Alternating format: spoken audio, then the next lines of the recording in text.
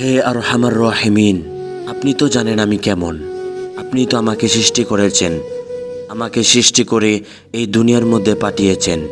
আমি তো এই দুনিয়ার মধ্যে কারো কোনো ক্ষতি চাইনি। এই দুনিয়ার মধ্যে এসে আমি মানুষকে ভালোবাসি, মানুষকে সম্মান করি, কাউকে কষ্ট দেই না। তাহলে মানুষ কেন আমাকে কষ্ট দেয়? দিনের পর দিন আমাকে কেন জুলুম নির্যাতন করে? আমি যাদের ভালো চাই তারাই কেন আমাকে ক্ষতি করতে চায়?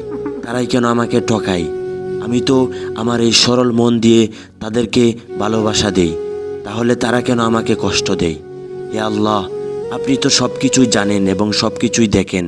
আধার রাতের কালো পিঁপড়ার পায়ের নড়াচড়াটাও আপনি দেখতে পান। একটা অন্ধকার পিঁপড়ে, তার মুখের মধ্যে কি চলে এবং সে কি বলতে চায় ওইটাও আপনি জানেন এবং দেখেন। আমার অন্তরের খবর তো অবশ্যই আপনি জানেন। আপনি তো ওইটাও দেখতেছেন কে আমাকে কষ্ট দিতেছে, কে আমাকে ঠকাইতেছে। আপনি উত্তম পরিকল্পনাকারী। আমি এতটুকু আশাবাদী আছি, আমার চাওয়া পাওয়া, আমার প্রতিটা স্বপ্ন, দিনের পর দিন আমি যে স্বপ্নের পহর গুনছি, এই সব কিছুই আপনি একদিন আমাকে পূরণ করে দিবেন ইনশাআল্লাহ।